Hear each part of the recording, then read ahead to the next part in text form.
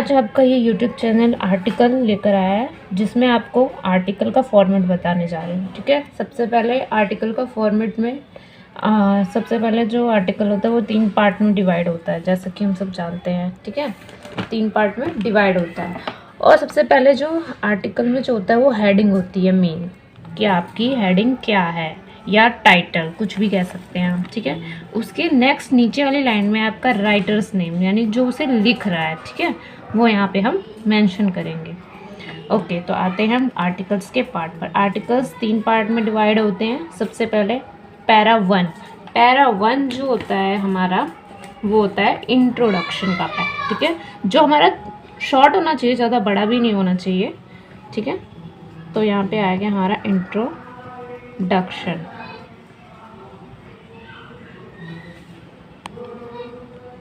ठीक है, ये हमारा हो गया इंट्रोडक्शन। शॉर्ट होना चाहिए, ज़्यादा से ज़्यादा 4 या 6 लाइन का होना चाहिए, ज़्यादा से ज़्यादा 4 लाइन का भी कर सकते हैं आप। ठीक है, और प्रिसाइज और सिंपल, बिल्कुल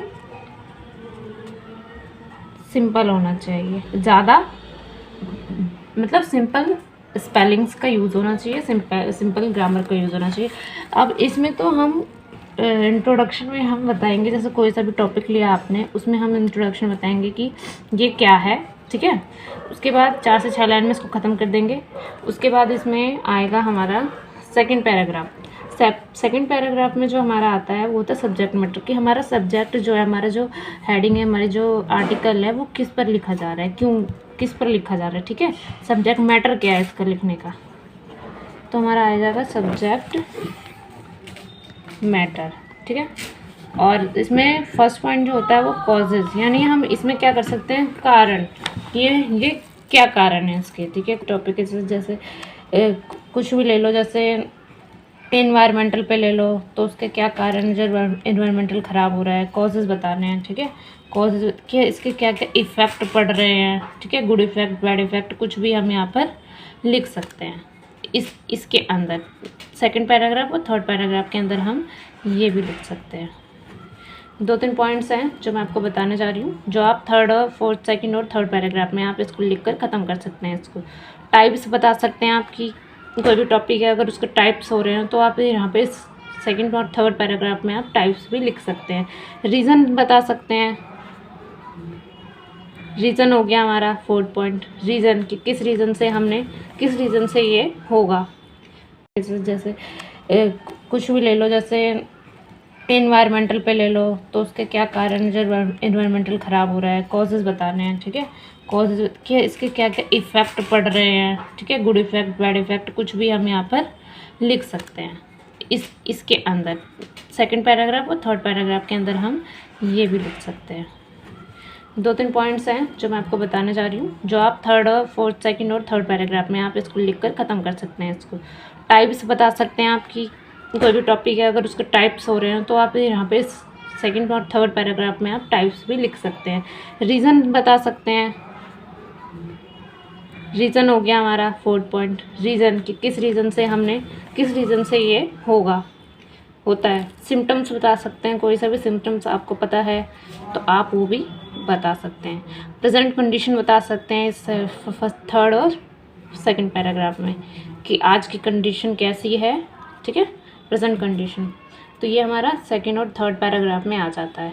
ठीक है, इसमें मेन जो कॉजेज़, कारण और इफ़ेक्ट, क्या सोशल इफ़ेक्ट पड़ रहा है, मनोवैज्ञानिक इफ़ेक्ट क्या पड़ रहा है इससे। जैसे अब ड्रग्स एडिक्शन का ले लिया आपने टॉपिक, तो उसमें उसके कारण क्या क्या हैं, क्यों लेते हैं।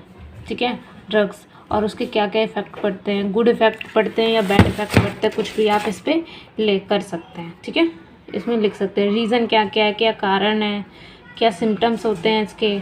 ठीक है, प्रेजेंट कंडीशन कैसी है, वो आप इसमें लिख सकते हैं। पैरा 3rd और 4th में आप लिखेंगे इसको इम्प्लीकेशन सोशल। इसमें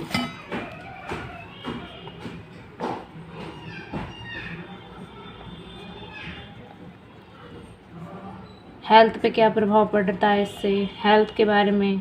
ठीक है, हेल्थ रिलेटेड।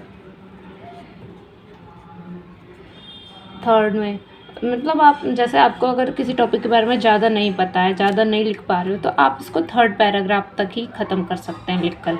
लास्ट में जो लिखते हैं 4th पैराग्राफ में, वो हम लिखते हैं यहाँ पे सॉल्यूशन, ठीक है, सॉल्यूशन एंड कंक्लूजन। इसमें आप यहाँ पर इसको लिखकर ख़त्म करेंगे कि हमारा क्या सॉल्यूशन है, क्या आप बता सकते हैं इसमें कोई सॉल्यूशन है कि निकल रहा है, तो आप इसका सॉल्यूशन बता सकते हैं, ठीक है। कोई राय देना है, कोई होप है अगर आपकी, तो यहाँ पे इसको लिखकर इस 3rd और 4th पैराग्राफ को आप यहाँ पे ख़त्म कर सकते हैं, ठीक है। ये है आपका आर्टिकल, ओके।